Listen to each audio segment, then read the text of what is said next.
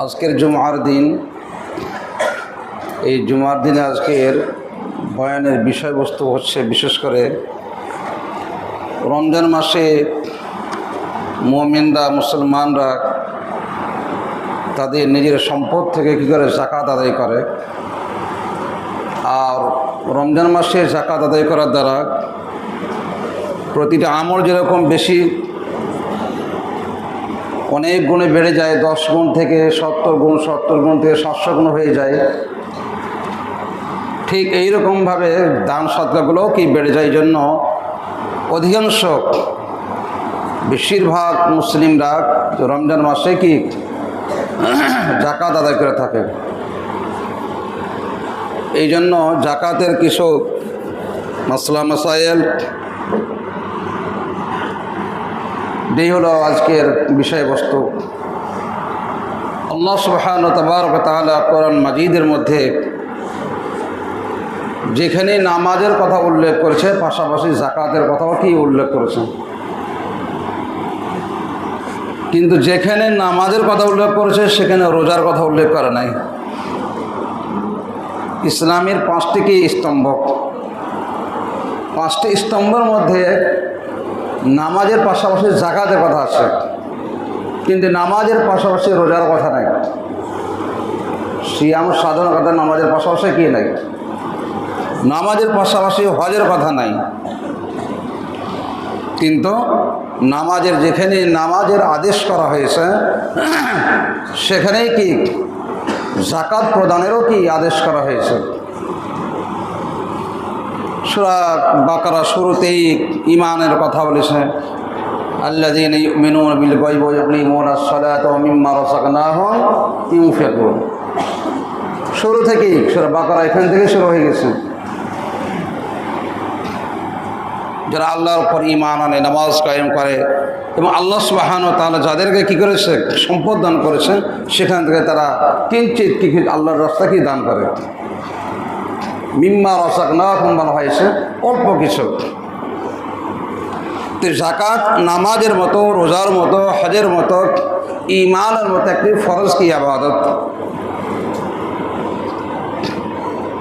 নামাজ যেরকম 5 ওয়াক্ত ফরজ, রমজান মাসে যেরকম 30টি বা 29টি রোজা রাখা ফরজ, ঈমান আনা যেরকম ফরজ, কোনো ব্যক্তি যদি আল্লাহ সুবহানাহু ওয়া তাআলা সম্পদ দান করে যেরকম হজ করা ফরজ, ঠিক অনুরূপভাবে আল্লাহ সুবহানাহু ওয়া তাআলা কাউকে যদি মালিকে নিসাব পরিমাণ কাউকে সম্পদ দান করে এবং যে শর্ত শারাইতগুলো আছে এই অনুযায়ী কি কোনো ব্যক্তি, কোনো মুমিন, কোনো মুসলমান মালিক হয় নিসাব পরিমাণ মালের, তাহলে তার উপরে যাকাত আদায় করা কি ওয়াজিব।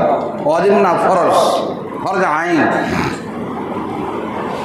যে আমলের দ্বারা, যেই আদেশের দ্বারা নামাজকে আল্লাহ সুবহানাহু ওয়া তাআলা ফরজ করেছেন, ওই আদেশ সূচক শব্দ দ্বারাই কি যাকাত আল্লাহ সুবহানাহু ওয়া তাআলা ফরজ করেছেন।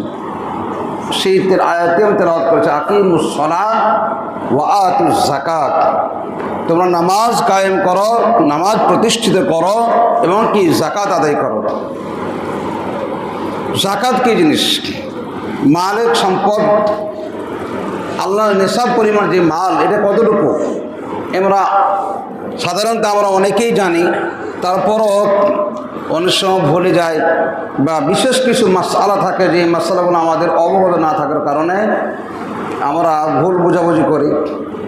নিসাব পরিমাণ মাল হলো কোনো ব্যক্তির নিত্য প্রয়োজনীয় জিনিস ছাড়া তার দৈনন্দিন জীবনযাপন যে কী আছে, মাল খরচের প্রয়োজন আছে, পারিবারিক খরচ আছে, ব্যক্তিগত খরচ আছে, এইগুলো ছাড়া তার কাছে যদি অতিরিক্ত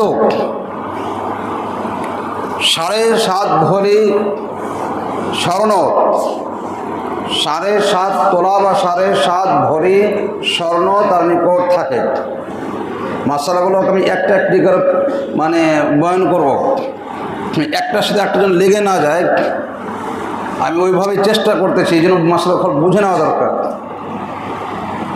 7.5 ভরি স্বর্ণ কারোর নিকট আছে, অন্য কোনো সম্পদ যদি নাও থাকে কিন্তু শুধুমাত্র 7.5 ভরি স্বর্ণ থাকে, তাহলে তার উপর জাকাত কি ওয়াজিব, জাকাত ফরজ।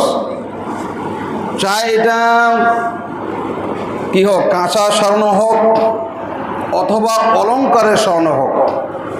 যেমন মহিলাদের বেশিরভাগই স্বর্ণগুলো হয় অলংকার, গলা গহনা, বালা, তারপর নাকের ফুল, কানের দুল ইত্যাদি। এই স্বর্ণগুলো যদিও কোনো ব্যবসার না, খুব ভালো মনে রাখতে, ব্যবসার না হোক, ব্যবহারেরই জন্য হয়, তবুও 7.5 ভরি যদি স্বর্ণ থাকে তাহলে তার উপরে জাকাত কি ফরজ। 7.5 ভরি যদি একটু কমে 7.25 ভরি হয়, মানে সামান্য কিছুতে কম হয়, কোনো টাকাও নেই, চাঁদিও নেই, শুধুমাত্র স্বর্ণ আছে, তাহলে তার উপরে জাকাত কি ওয়াজিব হবে না, জাকাত ফরজ হবে না।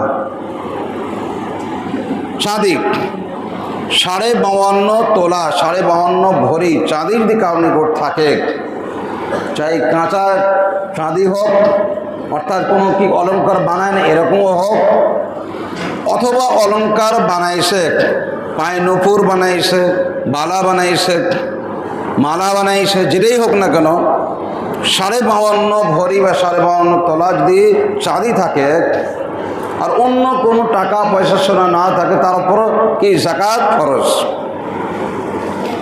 তাহলে খালেস স্বর্ণ, খালেস কি চাঁদির কথা বলা হলো। এখন যদি এমন হয় যে কিছু স্বর্ণ আছে, কিছু কি চাঁদি আছে, সাধারণত মহিলাদের ব্যাপারে এরকমও হয়, কিছু পায়ের উপর রাখছে কি চাঁদির, অন্য অন্য অলঙ্কারগুলো কি স্বর্ণের। তাহলে কিছু চাঁদি আছে, কিছু কি স্বর্ণ আছে, তাহলে এখন উভয়টার কি দাম লাগাইতে হবে। ফুকাহায়ে কেরাম লিখছেন যে চাঁদির দাম তাড়াতাড়ি কি সাহেব নিসাব হয়ে যায়, মালিকের নিসাব কি হয়ে যায়, কারণ 1 ভরি স্বর্ণের দাম 2 লক্ষ টাকার উপরে। কিন্তু চাঁদি 52.5 তোলা চাঁদি, এটা কি 1.5 লক্ষ টাকা, 1.5 লক্ষ টাকার একটু উপরে। তাহলে 52.5 তোলা চাঁদি থাকলেই সে কি হয়ে যাচ্ছে, মানে এই পরিমাণ টাকা থাকলেই তার উপরে জাকাত কি ওয়াজিব হয়ে যাচ্ছে।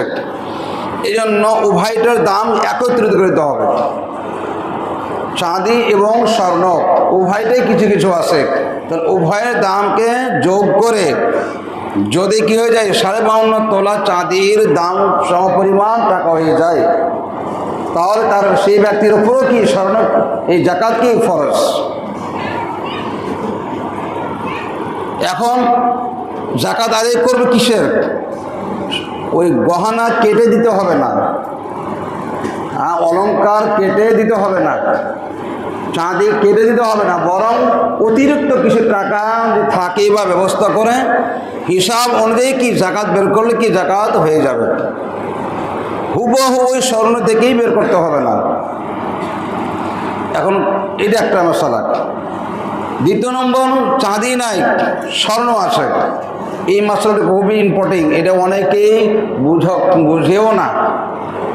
আমি যেটা 4র্থ নম্বর মশলা বয়ান করতেছি সেটা হলো চাঁদি নেই, অল্প কিছু স্বর্ণ আছে, অথবা চাঁদি আছে স্বর্ণ নেই, অল্প কিছু টাকা আছে।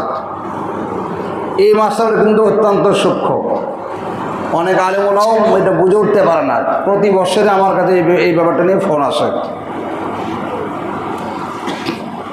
অল্প কিছু স্বর্ণ আছে, যেমন 2 ভরি স্বর্ণ আছে, একটা কথা, কারণ 1 ভরি আছে, 3 ভরি আছে, মানে 7.5 ভরির নিচে আছে।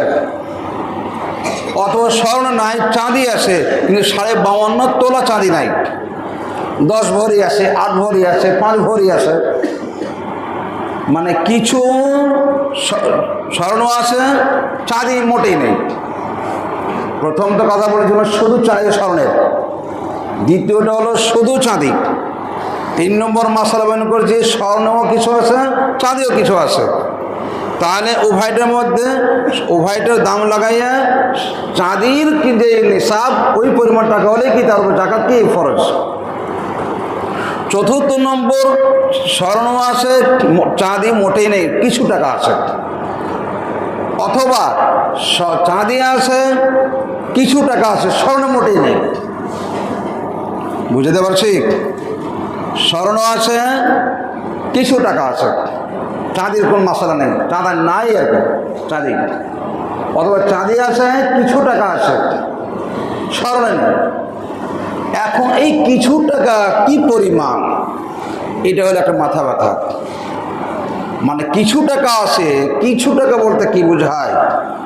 মানুষের কাছে স্বর্ণ থাকে, মহিলাদের কাছে কিছু টাকা, তো 10 টাকা, 20 টাকা, 500 টাকা, 1000, 2000, 5000 থাকেই।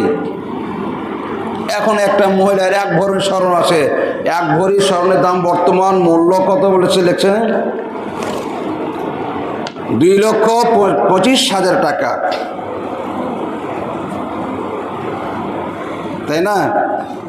2,25,000 টাকা, তাহলে 1 ভরি স্বর্ণ দাম। কিন্তু চাঁদির নেশাব হয়ে যাচ্ছে কি 1,57,500 টাকা। 1,57,500 টাকা। কেউ যদি কারো ক্যাশ টাকা থাকে অথবা কিছু চাঁদি থাকে, স্বর্ণ থাকে, সব মিলে 1,57,500 টাকা তার থাকে, এই সম পরিমাণ। তাহলে তার উপর জাকাত কি ফরজ হয়ে যাচ্ছে। এখন কথা হলে একটা মহিলার মাত্র 1 ভরি স্বর্ণ আছে আর কিছু টাকা আছে। এখন কিছু টাকা ওইটার পরিমাণ কতটুকু, যার দ্বারা তার 1 ভরি স্বর্ণ থাকলেও জাকাত ওয়াজিব হয়ে যাচ্ছে।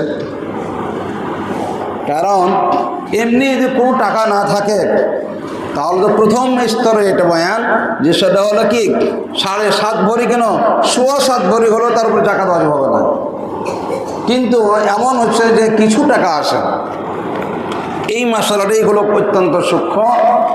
সেটা হলো যে এই যে বর্তমানে আমরা দাম লাগাইছি স্বর্ণের 1,57,500 টাকা, এই 1,57,500কে 40 ভাগ করে 1 ভাগ করে যেই পরিমাণ টাকা থাকে, এই পরিমাণ তার কাছে আলাদা এক্সট্রা টাকা আসে, হ্যান্ড ক্যাশ টাকা আসে। আর ওদিকে 1 ভরি কি আছে, স্বর্ণ আছে, 1 ভরি স্বর্ণ আছে, তার মূল্য কত 2,25,000 টাকা। আর এদিকে 1,57,500 40 ভাগের 1 ভাগ টাকা আসে। তাহলে ওই মহিলার উপর বা ওই ব্যক্তির উপর কি জাকাত ওয়াজিব হয়ে যাবে। বুঝে আসছে মশলাটা? মানে যেই টাকাটা আমাদের ক্যাশ থাকে, এটাকে যেই পরিমাণ হলে জাকাত ওয়াজিব হয়ে যায়, এগুলো 40 ভাগের 1 ভাগ পরিমাণ জাকাত টাকা থাকলে তার ওই স্বর্ণটাও ওই টাকার সাথে কি হয়ে যাবে, যোগ হয়ে যাবে। অথচ মাত্র 1 ভরি স্বর্ণ, তারপর জাকাত কি ওয়াজিব হয়ে যাচ্ছে। অনুরূপভাবে সেম এই মাসআলা যে তার কি আছে, চাঁদি আছে, তো চাঁদি আছে যে পরিমাণ, এবং এই চাঁদির 1,57,500 40 ভাগের 1 ভাগ টাকা আছে, এটাকে মিলাতে গেলে, দাম মিলাতে গেলে কি আবার কি হয়েছে, জাকাত ওয়াজিব। কেন? স্বর্ণ আছে, চাঁদিও আছে, এই ব্যক্তির উপরে কি জাকাত কি ওয়াজিব হয়ে যাবে। এই মাসালা কিন্তু অত্যন্ত কি খুব কঠিন।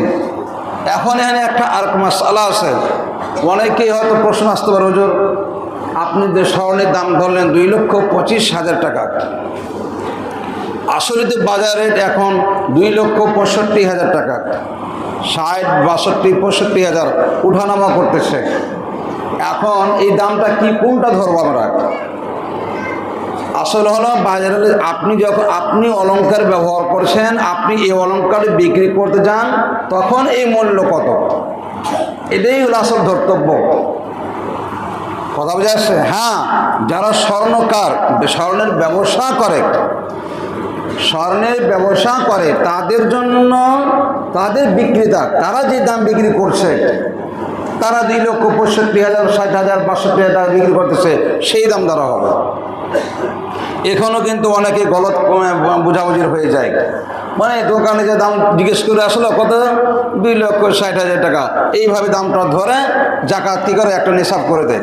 জি না, যারা জাকাতের ব্যবসা, স্বর্ণের ব্যবসা করে, তারা শুধু কি বা সরকারের রেট যেটা কথা বুঝে আসছে? যারা কি স্বর্ণের জুয়েলার্সের আসে, এদের কমিটি থেকে যে দাম বিক্রি করে ওই দাম তাদের হিসাব। কিন্তু আমরা সাধারণ পাবলিকের অলংকার ব্যবহার করি বা অলংকার আমাদের কি আছে মজুদ আছে, এইগুলোর জন্য আমরা যদি বিক্রি করতে যাই কত দাম লাগবে? তো সাধারণত ব্যবসায়ীদের মতো করবেন, আর সাধারণ মানুষ বেশিরভাগই কি আমাদের অলংকার, এই অলংকার বিক্রি করতে গেলে তাদের নিকট কত টাকা হয় ওই দামটা এখানে কি ধরা হয়েছে। এই জন্য 2,25,000 টাকা হয়েছে।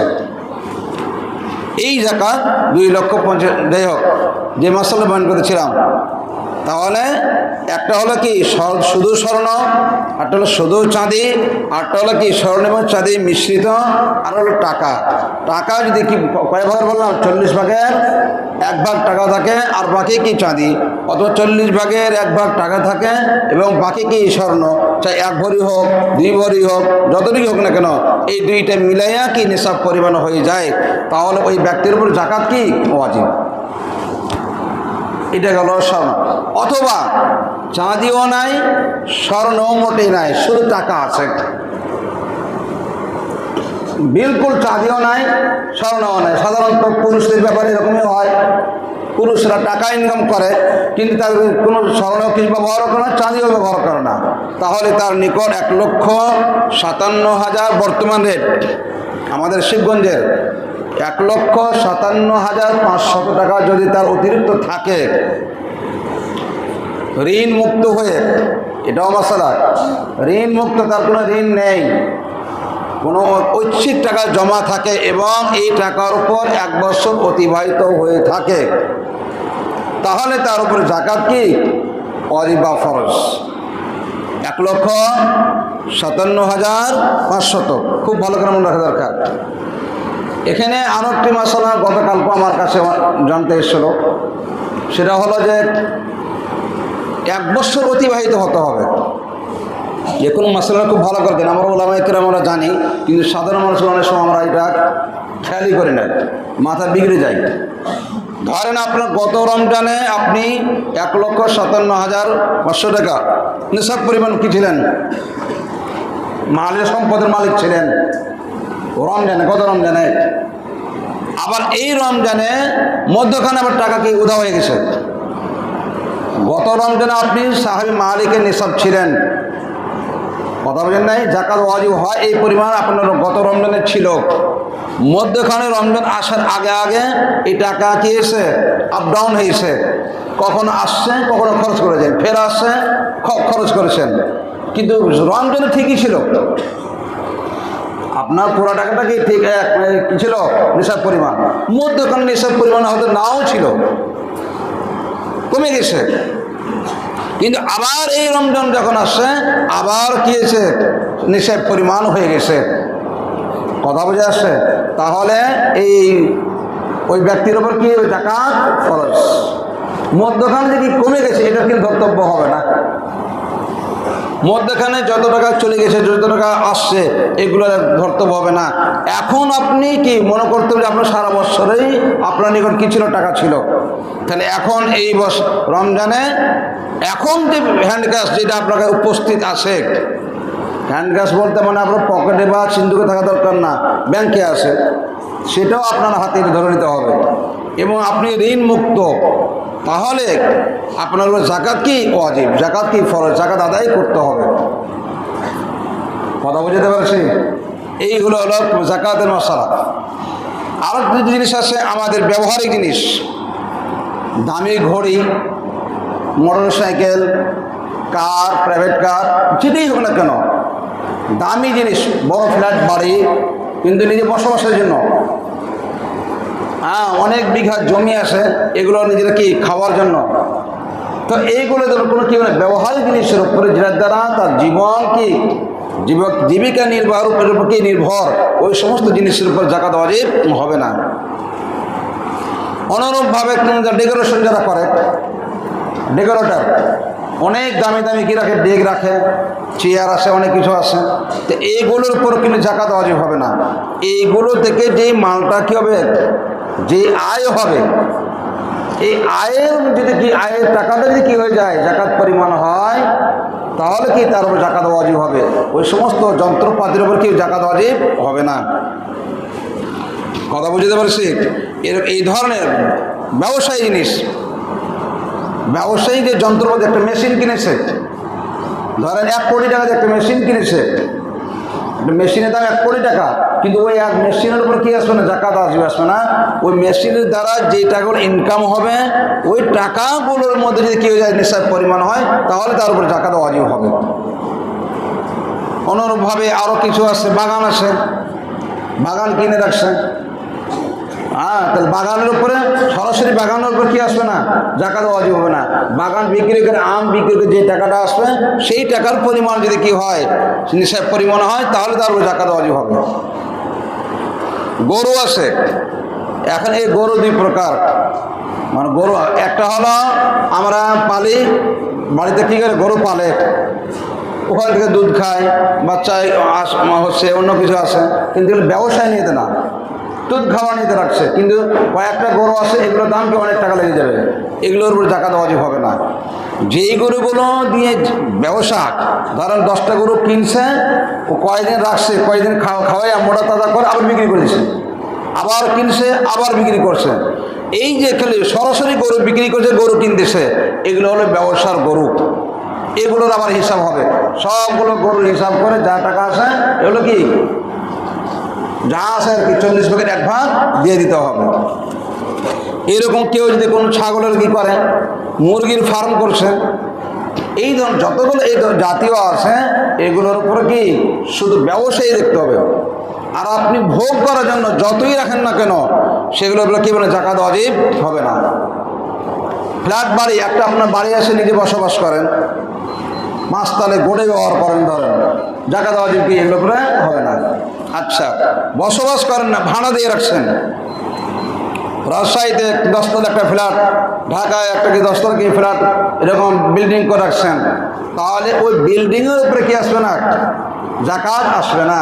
ওই বিল্ডিং থেকে যেটা আমদানি, যে আয় হচ্ছে, ভাড়া পাচ্ছেন, ওই ভাড়ার টাকা কি জমা করে একত্রিত করে যদি কি হয়, নিঃশ্বাস পরিমাণ হয়, তাহলে সেই কি সেটার উপরে জাকাত ওয়াজিব হবে। অথবা আপনার কিছু টাকা আছে, ওইদিকে ভাড়ার টাকাও বলে আসতেছে, সবগুলো যোগ করে নিঃশ্বাস পরিমাণ হয়ে যাচ্ছে, তাহলে কি জাকাত ওয়াজিব কি হয়ে যাবে। তো এইগুলো আমাদের মৌলিক কি জাকাত ওয়াজিব। জাকাত হলো কি, এটা হলো গরিবদের হক। আমাদের দেশের মধ্যে সবাই না, কিছু আছে, এটা জাকাতকে কি ট্যাক্স মনে করে, মানে বড় বোঝা মনে করে, সরকার জন্য ট্যাক্স লাগিয়ে রাখছেন, মনে করেছে আল্লাহ তাআলা আমাদের উপরে কি ট্যাক্স লাগিয়ে রাখছেন। খবরদার, এই ধরনের ধারণা নয়। আল্লাহ সুবহানাহু ওয়া তাআলা কোরআন মাজিদের মধ্যে কি করেছেন, বলে দিয়েছে যে আমি কাউকে ধন সম্পদ দান করলে সেটাও পরীক্ষামূলক, আমি কাউকে কি অসচ্ছল, গরিব, হত দরিদ্র, মিসকিন, ইতিম বানাইছি, সেটাও কি পরীক্ষামূলক। সবাইকে আল্লাহর বান্দা, ধনী এটাও আল্লাহর বান্দা, গরিব কি এটাও কি আল্লাহর বান্দা, মাল দিয়েছে যাকে সেটাও আল্লাহর নিয়ামত, যাকে দেয় নেই সেটাও কি আর এক নিয়ামত। এই জন্য এটাকে কোনো বোঝা মনে না করা। আল্লাহ বলছে তুমি সবগুলোই খাও, আর 40 ভাগের 1 ভাগ করো তোমার গরিব, তোমার পাশে তোমার আত্মীয় স্বজন গরিব গুরবা আছে, তাদেরকে করো, দিয়ে দাও, এটা তাদের হক। কথা বোঝেন নাই? এই মশলা খুব ভালো করে বোঝা দরকার। এটা আপনি কোনো গরিবকে আপনার 40 ভাগের 1 ভাগ টাকা প্রদান করে আপনি মনে করলেন আমি অনুগ্রহ করলাম, এটা বিলকুল মাথা থেকে সরিয়ে দেন। এটা আপনি অনুগ্রহ করেন নাই, বরং তাদের হক আপনি আদায় করলেন। কথা বুঝে আসে নাই? তাদের হক আপনার উপর ছিল, আপনার মালের উপর ছিল, ওই মালের হক আপনি আদায় করলেন। কিন্তু আমাদের দেশের কে খুব অনুগ্রহ মনে করে। কথা বোঝেন না? বিশেষ করে নির্বাচনের সময় দেখবেন লিফলেট ছাপাইয়া দিয়েছে, কয় হাজার মানুষের গরু জমে গেলে খাওয়াইছে, কয় হাজার লুঙ্গি দিয়েছে, কয় হাজার কি শাড়ি দিয়েছে জাকাতের, এগুলো সবগুলো কি অ্যাডভার্টাইজ করে। আরে মাথা মোটা, এটা তো তোমাকে আল্লাহ সম্পদ দিয়েছে, আল্লাহ এই সম্পদ টেনে নিতে পারে নাকি? এইগুলো জাকাত দিয়ে তুমি দিয়েছে, তোমার ফরজ আদায় করেছো। এক ওয়াক্ত নামাজ পড়লে না পড়লে যেরকম তোমাকে কী করা হবে, জাহান্নামে নিক্ষেপ করা হবে। শুধু কাজা করলে বলা হয় যদি 20 বছর 80 বছর কি জাহান্নামে যেতে হবে? জাকাত যদি আদায় না করে হয় তাহলে তারও তো কি আছে, শাস্তি আছে।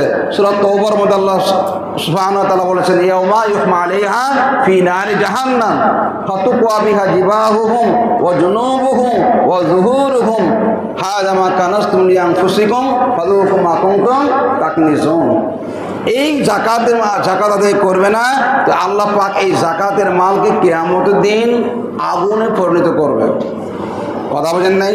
আগুনে পরিণত করে তার মুখে, তার পিঠে, তার পার্শ্বদায় কি দাগ দেওয়া হবে, আর বলবে এটা কি, এটাই তোমার কি সঞ্চিত সম্পদ, এখন তুমি কি করো, তার স্বাদ গ্রহণ করো। কথা বোঝা যাচ্ছে?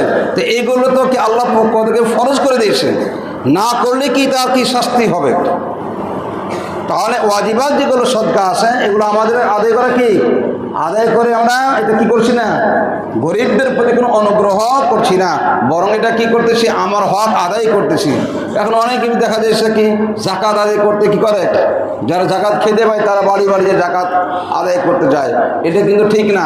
বরং দরকার ছিল যারা ধনী, যাদের উপর জাকাত ওয়াজিব হয়ে গেছে, ফরজ হয়েছে, তারা গরিবগুলোকে কি তালাশ করে করে কি করবে, নিজের জাকাত আদায় করে দিবে। কথা বোঝা আসে?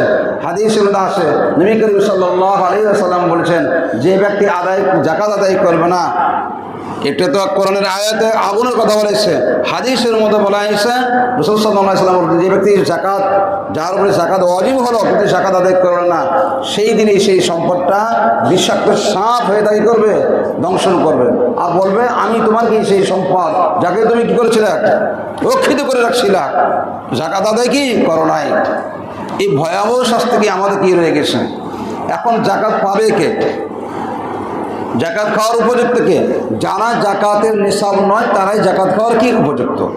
তার মানে কোনো ব্যক্তির রেকর্ড কিনা 1,57,500 টাকা এই পরিমাণ তার কোনো সম্পদ নেই, তাহলে সেই ব্যক্তি জাকাত খেতে কি পারবে।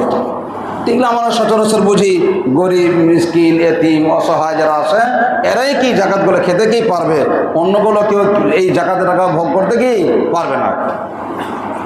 পাশাপাশি এই মশলাগুলো আমাদের প্রতি বছর ভুল হয়, এখন পর্যন্ত ভুল হচ্ছে।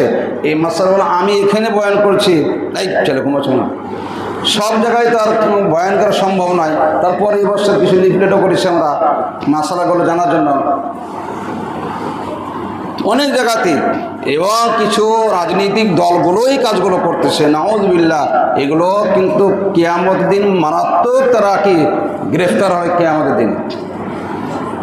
জাকাতের টাকা খুব ভালো করে বুঝেন, জাকাতের টাকা যে টাকাটা আপনি বের করলেন, এই টাকা মসজিদের কোনো সংস্কার, মসজিদের নির্মাণের জন্য, মাদ্রাসা নির্মাণের জন্য, গোরস্থানের কোনো কি সংস্কার বা নির্মাণের জন্য, ঈদগাহ বা সংস্কার নির্মাণের জন্য কোনো কী করা যাবে না, খরচ করা যাবে না। বুঝাতে পারছি? যে তো অনেকে বলে হুজুর মাদ্রাসা যে জাকাত নেওয়া হয়, আরে মাদ্রাসা জাকাত নেয় না, মাদ্রাসার হুজুরাও খায় না, মাদ্রাসার কিল্লা বোর্ডিং থাকে, গরিব মিসকিন ছাত্র থাকে, তাদেরকে কী করা হয়, খরচ করা হয়। মাসালা বুঝতে পারছি? এইটা কিন্তু অনেকে যুক্তি দেয়, হুজুর মাদ্রাসাওয়ালারা যে মাদ্রাসা জাকাত নেয়, আরে মাদ্রাসাওয়ালারা মাদ্রাসার জাকাত নিয়ে মাদ্রাসার জাকাত বিল্ডিং করে না, কোনো হুজুরের বেতন দেয় না, বরং যারা গরিব ছাত্র তাদের মধ্যে কী করা হয়, বন্টন করা হয়। তাহলে ঘুরা এতিম মিসকিনকে দেওয়া হলো।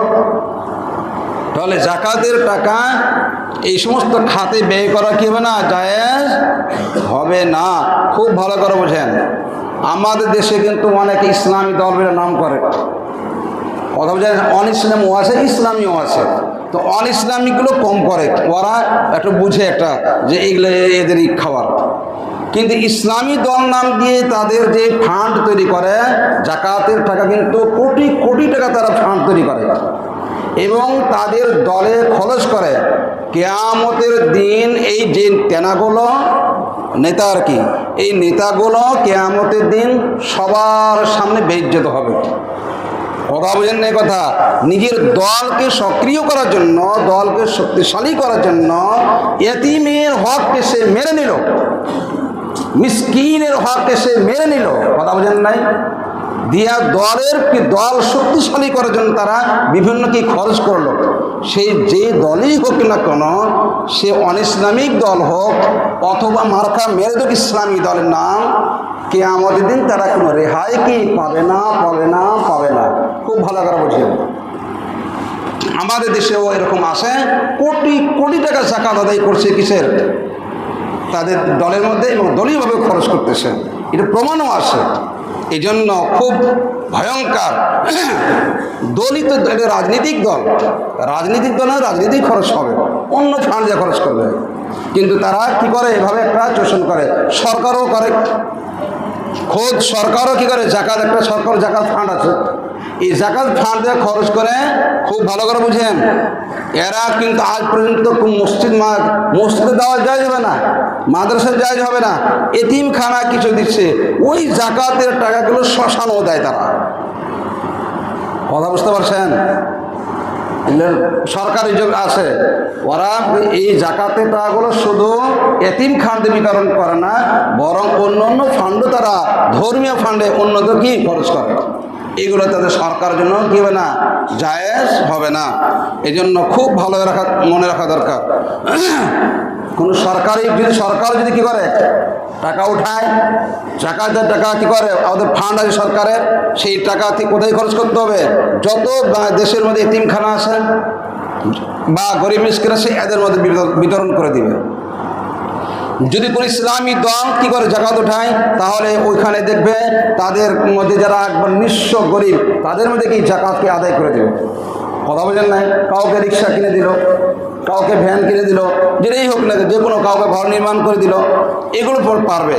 কিন্তু শুধুমাত্র দলকে সক্রিয় করার জন্য, বিভিন্ন নির্বাচনী খরচ করার জন্য মোটেই কি বৈধ হবে না। এ মাসলা খুব ভালো করে বুঝে নিন। দ্বিতীয় নম্বর কথা হলো, জাকাতের মাসালা নিজের বাবা মা উপরে চলে গেল, সরাসরি ডানে ভাবে যেতে হবে না, উপরে বাবা মা দাদা দাদি নানা নানি এরকম উপরে চলে যাবে, এদেরকে জাকাত দেওয়া কি হবে না, কথা বলেন না কেন, জায়েজ হবে না। নিচের অধীনস্থ কি ছেলে মেয়ে, ছেলে সন্তান, মেয়ের ছেলে সন্তান, যত এভাবে শাখা প্রশাখা কি নিচের দিকে, সরাসরি নিচের দিকে দাঁড়াবে, ডানে বামে হলে হবে না। যেমন নিজের ভাই আসে, ভাইকে জাকাত দিতে পারবে, বোনকে জাকাত দিতে পারবে, দুলা ভাইকে জাকাত দিতে কি পারবে, সারাকে জাকাত দিতে কি পারবে, কিন্তু নিজের মেয়ে, মেয়ের ছেলে মেয়ে, নিজের ছেলে, ছেলের ছেলে মেয়ে, এই সরাসরি যেগুলো চলে যাবে, এদেরকে জাকাত দিতে কি পারবে না। কথা বোঝা আসছে? এই মাসালাগুলো আমাদের জানা দরকার। তাহলে কি অন্য ডানে বামে যেগুলো আসে, এদেরকে জাকাত দিতে কি পারবে। আরেকটি মাসালা হলো, ছোট বাচ্চা যারা আছে, নাবালেগ বাচ্চা, নাবালেগ বাচ্চা যদি গরিবও হয়, এতিমও হয়, মিসকিনও হয়, তাহলে এখানে দেখতে হবে যে সে এতিম হয়ে গেছে, ঠিক, এতিম মানে বাবা মারা গেছে। মাসালাগুলো খুব সূক্ষ্ম, অনেকে বুঝে না এগুলো। বাবা মারা যে মানে সে এতিম হয়ে গেল, তো সে এতিম, যদিও বাবা মারা যাওয়ার পর সে এতিম শব্দটা তার কাছে নিয়ে হচ্ছে, আখ্যা দেওয়া হচ্ছে এতিম, কিন্তু তার বাবা এত পরিমাণ সম্পদ রেখেছে, সে কি ধনীর মতো, অথবা বাবার নাম মায়ের সম্পদ আসে, যে কোনোভাবে তাকে বাবার সম্পদে সম্পদশালী অথবা মায়ের সম্পদ আসে, তাহলে এই নাবালেগ বাচ্চাকেও কি দেওয়া হবে না, জাকাত দান করা জায়েজ হবে না।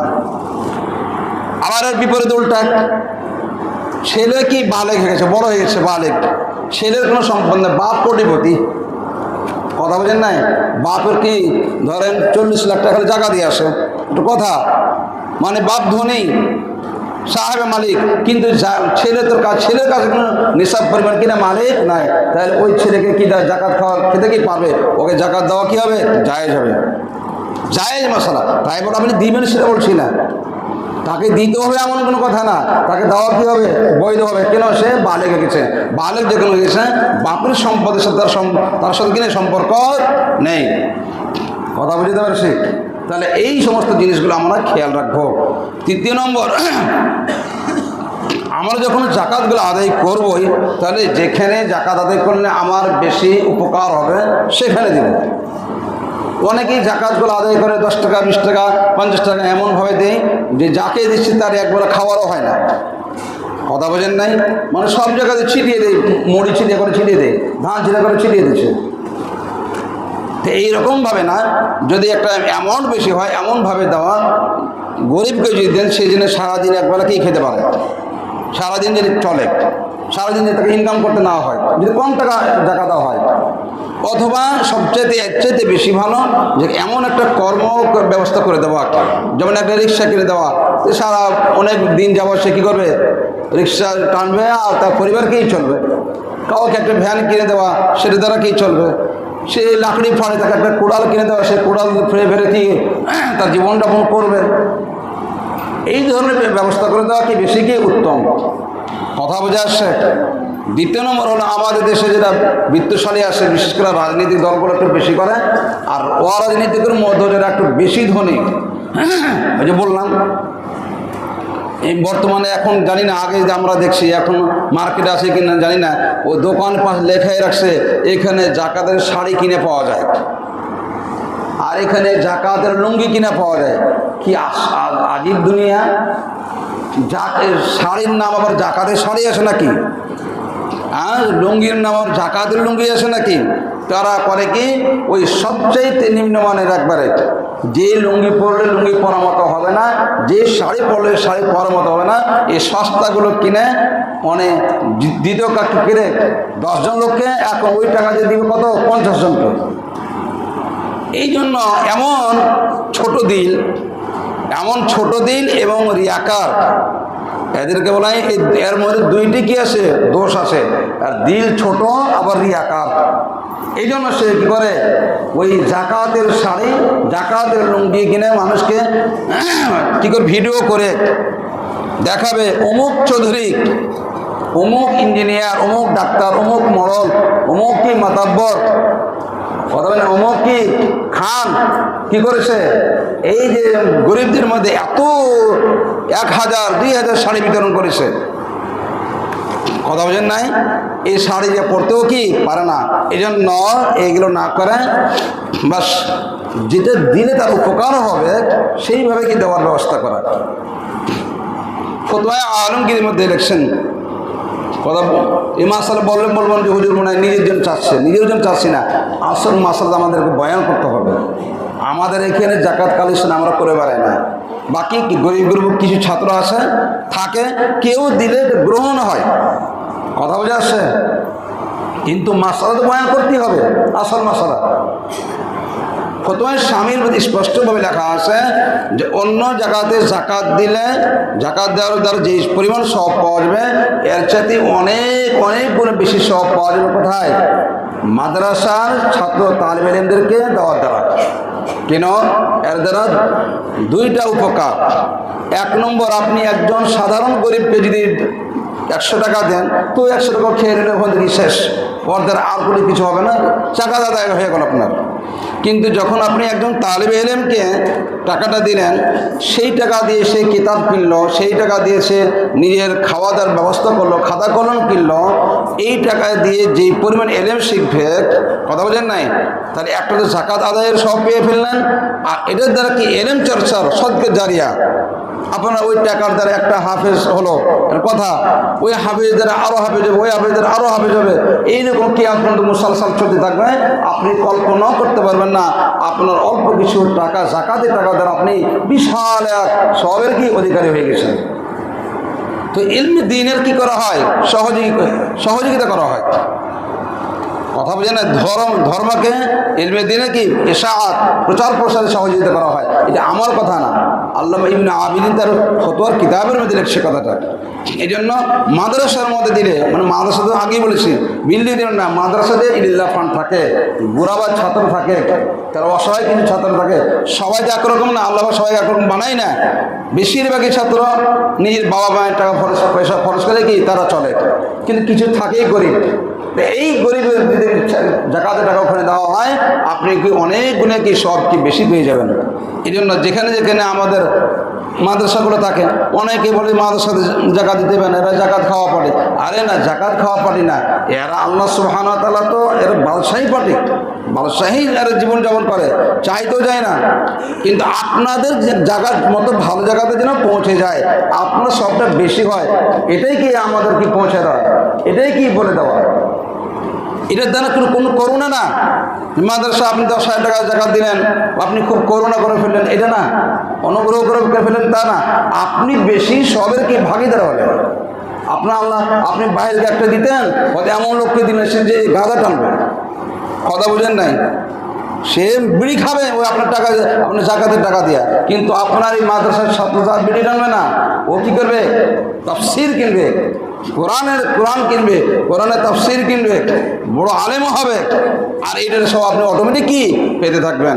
যাই হোক, এই জন্য যেটা মূল কথা, আমরা জাকাতগুলো আদায় করা, যারা আল্লাহ পাক যাকে খরচ করে দিয়েছে জাকাত আদায় করব। আর সামনে আসতেছে আবার সাদাকাতুল ফিতির। সাদাকাতুল ফিতির এটাও কি ওয়াজিবাত, একই মাসআলা, কিন্তু কি পরিমাণে কি বেশ কম। সাদাকাতুল ফিতির হলো আমার কি জাকাত হলো মালের কি মালকে পবিত্রিত করা, আর সাদাকাতুল ফিতির এটা আমার জীবনকে, আমার রোজাকে কি পবিত্রিত করা। এই জন্য সদকায়ে ফিতির এখন লম্বা সময় পার গেছে টাইম। আমাদের বর্তমান বাজার 82 টাকা মনে হয় না, মাথা পিছু 82 টাকা, 82 টাকা করে দিতে গেলে কি হয়ে যাবে, সাদাকাতুল ফিতির আদায় হয়ে যাবে। সাদাকাতুল ফিতির খাওয়ার উপযুক্ত ওই সমস্ত ব্যক্তি যারা জাকাত খাওয়ার কি উপযুক্ত। যেখানে জাকাত দেওয়া যাবে না সেখানে কি সাদাকাতুল ফিতিরও কি দেওয়া যাবে না, এটা সর্বনিম্ন। আর কেউ যদি জব দেয় তাহলে 295 টাকা, কারণ প্রতি হেড মাথা পিছু লাগবে। খেজুর দিতে গেলে 1635 টাকা, কিশমিশ দিলে 2747 টাকা। আল্লাহ তাকে যাকে যেরকমভাবে সুযোগ দেয় সেই হিসাব করে, সবগুলো মুখস্থ রাখতে পারবেন না। আমাদের মাসে এরকম একটা লিফলেট করা কাগজ প্রয়োজন হলে এটা নিয়ে আপনারা দেখে দেখে যার যেটা ইচ্ছা সেই অনুযায়ী কী করতে পারবেন, জাকাত সাদাকাতুল ফিতির আদায় করতে পারবেন। সব কথা বলাও সম্ভব না। আল্লাহ সুবহানাহু ওয়া তাআলা আমাদেরকে কোরআন হাদিস অনুযায়ী আমল করার তৌফিক দান করুন।